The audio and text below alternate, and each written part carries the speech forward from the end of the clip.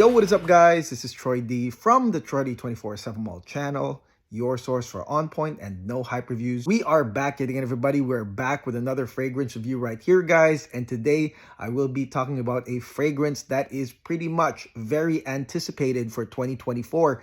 This is a much hyped flanker to an already hyped fragrance that is loved by the mainstream. And so a lot of people are really waiting on this. They want to know what the lowdown is, especially that there are some tweaks and changes on this flanker. Today, I'll give you guys the lowdown on all of that. Now, before I continue, please do not forget to like and subscribe, guys, okay? Liking, subscribing, and watching the ads is a great big deal to this channel, especially that we are headed towards 21,000 subscribers. So please continue all your support, guys. I've got 700 plus videos of no hype reviews and all you need to know videos, comparisons on all these fragrances that we all are very, very curious about. So please indulge yourself, go into a deep dive into the channel. I've got all the good stuff here. Thank you so much for your support. And the fragrance that we'll be talking about today is none other than M Micallef Desirtoxic L'Intense. Yes, Desirtoxic L'Intense, or let me just say it because I hate pronouncing all these French terms. Desirtoxic Intense, okay? That makes it much easier, guys, okay? I'm really not the best at pronunciation or even historicals, okay? So I will acknowledge that, but I am good at describing these scents, no hype. Now, this fragrance right here is a recently released flanker. There's not much data on this, and Micallef has been sending free bottles to all these other reviewers. This is not free. I purchased this myself from a good decanter. His name is Larry. If you want to purchase from him, I'll link his Facebook below. But this fragrance right here really got me interested because of the popularity of the first one. Now, I've been running this channel for 3 years, guys, and within those 3 years, I've only done one Micallef fragrance, and that was Osaito, way back, guys, okay? And to my understanding, Micallef is sort of like an underground, fragrance house that if you're really deep into this fragrance stuff, you would know that they really do produce a lot of stuff. I mean, really the last Micallef I've ever smelled was a Middle Eastern perfume, matter of fact. And so it was more of like an if you know, you know type of fragrance house. But recently, Micallef, thanks to fragrances like Gin Tonic as well as Desirtoxic, has punched through the mainstream, and the popularity of this house basically surged because of all those releases. And, basically right now with this fragrance, it seems like they ran with the program. And that's a real smart business move. It would be much more profitable for a company to go ahead with this change rather than stick to their old usual guns of being kind of like an underground known type fragrance house. But now we've got this, and now they went straight into doing a flanker immediately, ASAP Rocky, of one of their most popular fragrances. Now, the OG guys, Desirtoxic, let me give you guys a disclaimer. I have not smelled that, but it doesn't take a genius to figure out what it could possibly smell like. Just looking at the notes of the OG Desirtoxic, seems like, a typical sweet and spicy mainstream lovable perfume. And that's why the hype is through the roof on that one. I mean, some people are comparing that fragrance to Layton and other mainstream sweet and spicy scents. And so I can definitely see where that's at, guys, and why that fragrance is popular. Now, this one right here, the Intense version, is supposed to be apparently a more concentrated version, much darker, spicier type of thing. And it seems like this is the same concept as the recent, elixirs that are coming out, guys. All these dark elixirs that are spicier and sultrier and sexier. It seems like that's the trend nowadays. And so that fragrance that is a mainstream loved Desirtoxic, this is supposed to be maybe the elixir, kind of like the elixir version of that, guys. And let me know in the comments below if this is really a thing. I mean, is the market really blowing up for some nighttime sexy perfumes? Is that really the stuff that you guys are buying right now? Let me know in the comments below if that's where you're at. Now, the real interesting thing about this flanker is that on paper, it seems like there's not a lot of changes really. You know, they added a couple notes, mint and saffron, and that's pretty much it. The entire makeup seems like the same old Desirtoxic, guys. Okay, so on this fragrance review, I'm gonna factor all of that in. I'm gonna give you guys the scent development of this fragrance. I mean, although I haven't smelled the original, I'll let you know if this is something that you can buy on its own, guys, and maybe you can just skip the OG, guys. Anyways, let's go spray this thing right now and find out today.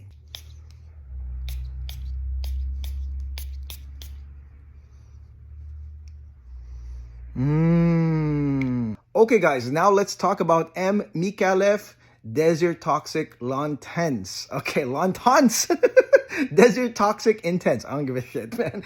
Okay, anyways, this fragrance opens up to a really, really mainstream, identifiable, sweet, spicy combination. Okay, this intro basically has your usual suspects of kind of like the designer, sweet, spicy, and kind of like the niche that kind of smells like designer, sweet, spicy. You've got the usual suspects. You got bergamot, you've got lemon, you got cardamom, and these are the immediate notes that come in, guys. And as soon as I smelled this, I thought about fragrances like Philip Plein No Limit Super Fresh, which is my cheapy little sweet, spicy everyday use that I get, as well as Ambassador Intense or even Sauvage Elixir, guys. This sweet, spicy combination with woody nuances is not going to be anything new. But again, I wouldn't be surprised why this intro is loved by the mainstream or those that love designer scents. Now, the big twist right here in the intro is going to be the mint note. And let me tell you, it does change things a little bit, okay? Because again, you're gonna have that mainstream, lovable, sweet, spicy, Gesada-like intro that again, it will not be anything new if you are familiar with designer scents, okay? It won't be anything new. It really didn't shock me, but to me, again, it feels like a mainstream lovable intro. Now, again, the mint note is really cool because it's got that spearmint appeal. It's got this extra freshness that gets added into this intro. And, you know, if you guys saw the success of Torino 21 by Serjoff by adding that spearmint note, well, it's kind of like the same thing here. You've got a nice minty note that changes things a little bit. It is prominent enough to be smelled, and it adds this kind of like green tinge to this already nice intro, guys. So again, this intro right here, again, sweet, spicy with, you know, woody nuances plus the mint, the fresh green mint, makes for, I would say, again, a very mainstream, lovable intro. And with that being said, the initial sillage and projection of this fragrance is, again, much similar to these designer-ish fragrances or like Gesada Ambassador Intense, which is basically an aura scent, okay? This one produces a nice aura scent, a scent trail, very mainstream, lovable, like I said, definitely powerful. Everybody will smell it, much like a designer scent. You'll definitely get a scent trail, but also there are some draw-in properties in this because of the cardamom spice, okay? Sweet, spicy cardamom with woody nuances will draw everybody in, even with this nice lingering aura scent, guys, okay? But again, the mint, I mean, I'm not so sure if everyone will pick it up, but for me, it was a nice add-on, and it definitely increased the sensation for the wearer. At least for me, it smelled like a little bit slightly different with that mint note. Okay, now heading into the mid of Desirtoxic L'Intense, L'Intense is the second add-on note, okay? The second new note that is added into this flanker. It is a well-beloved note, and it is a prominent one, and that's none other than saffron, guys, okay? Saffron is added here, and it starts off as soon as 20 minutes into this fragrance. Again, signaling why this Desirtoxic is your spicy, sultry elixir type flanker, guys, okay? So saffron comes in quite early, and of course, it adds the spicy fiery dimension into this fragrance. It gets even more spicy with the real in of the saffron, but also just remember that saffron has leathery facets as well. So you've got that leathery smell on top of the spices, thus turning this fragrance into a much darker, sultrier fragrance, much more spicier, much more draw-in. And I would say that that's really cool because you have the intro that has the aura scent, the freshness, the sweet spicy, as the real into this spicy saffron. The pull is gonna be immense, guys. Okay, so definitely I would say the leathery, spicy nature of this saffron is very prominent in the bridge. And as expected here in the mid, you've got the mainstream lovable notes of cinnamon and tonka bean. You've got your sweet spicy cinnamon. You've got your hay-like, tobacco-like tonka bean to continue the trend from the cardamom, guys. Okay, so the cardamom provided that sweet spicy intro with woody facets, and then now you have cinnamon and tonka bean to take the reins from that cardamom, guys. So I would say that this mid is mostly your cinnamon tonka bean mainstream appealing sweet spicy mix. However, that bridge, that leathery saffron bridge,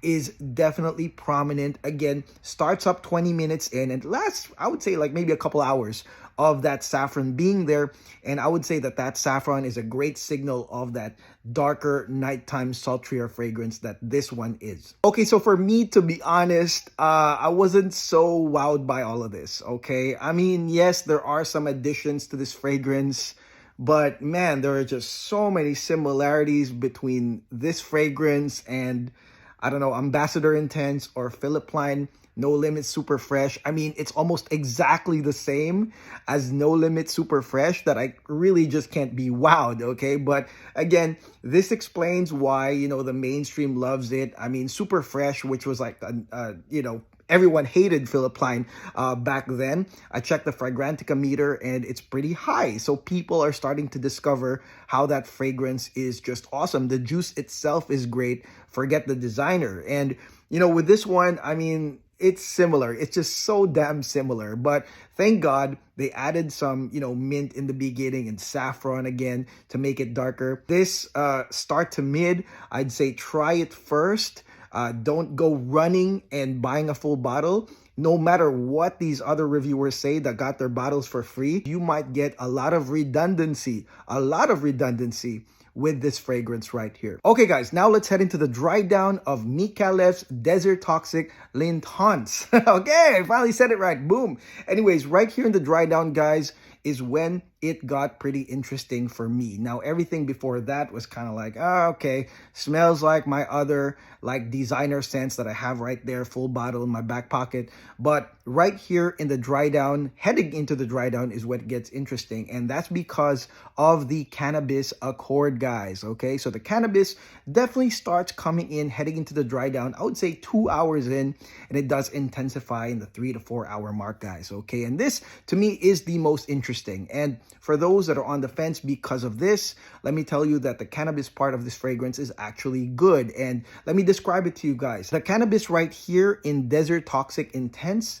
is actually more of like a burnt cannabis. Okay, it's more of like a burnt lit up cannabis. All right, and that is why I've been calling it an accord, because maybe there's some Gaiac wood in this or something that really intensifies that burnt wood smell, and it really does mix in with that green cannabis that's kind of like dark. Okay, it's like a dark burnt cannabis combination, guys, and for me it's great.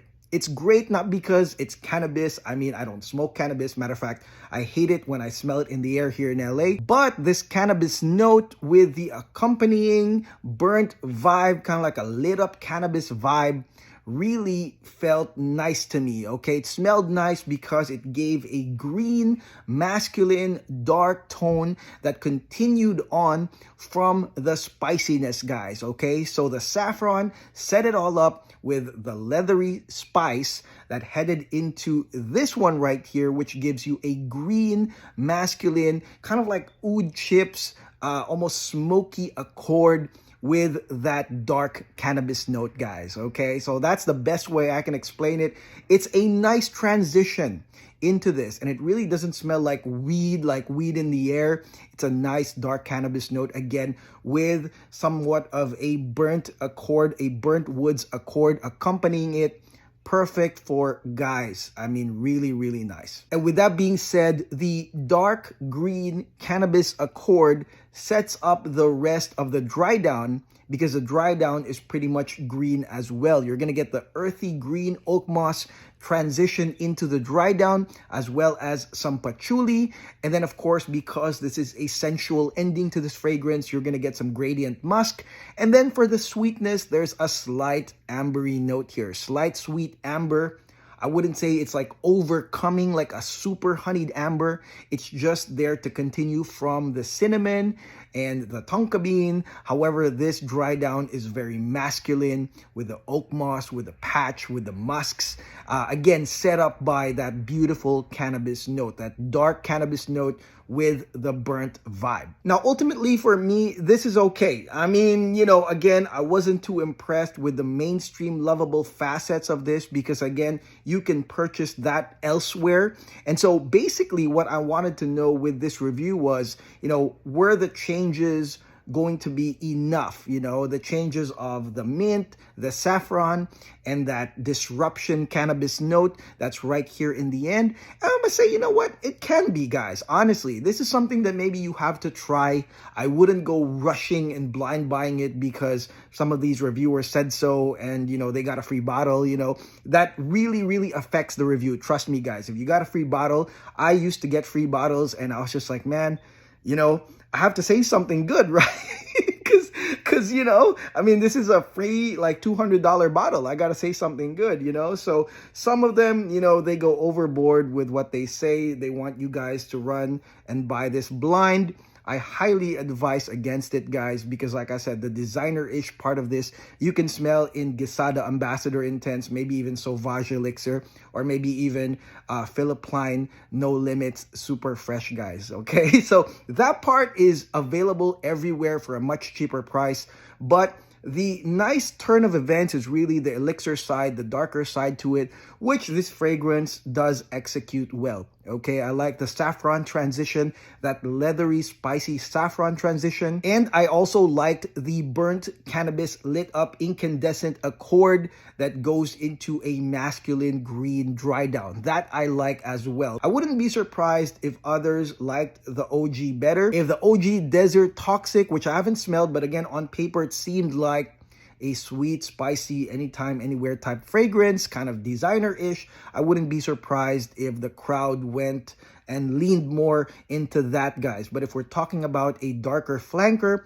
I think that Micallef definitely achieved it with Intense. Okay, now let's talk about usage of this fragrance, Desirtoxic Intense. Now, this is definitely made for the nighttime, honestly, because the saffron does kick in as early as 20 minutes in. Although you're going to get that designer-ish fresh intro, sweet spicy with the mint, 20 minutes in, it curves immediately with the saffron, that leathery saffron that signals the nighttime. So I would say that this is more of a nighttime scent. Of course, you're going to have the clubbing perfume properties of the intro, like the Philip Kleins and the Gesadas, but this is more of, I would say, a refined version. This is for the guy that says, you know, I go to lounges, you know, I don't go to clubs, I go to lounges, you know. This is for that guy that goes with a more classier vibe, a more chill nighttime vibe.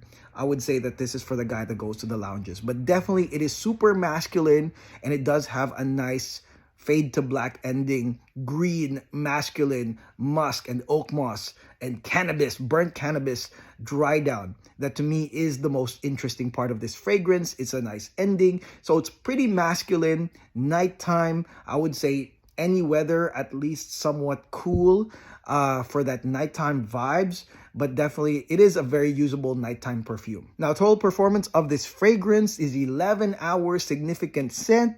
And that's because on the dry down, it's mostly gradient fade to black notes with earthy green notes. There's really not much like amber. I mean, the amber is really not that strong in the dry down. It's got the slight sweetness, which I like because I get to appreciate the green earthy dry down, the musky dry down of this fragrance. So I would say 11 hours significant scent is the total performance of the intense version of Desirtoxic. Now, ultimately, is this fragrance worth it? Okay, first and foremost, like I said, try this fragrance. This is $275 for 100 ml, like I said.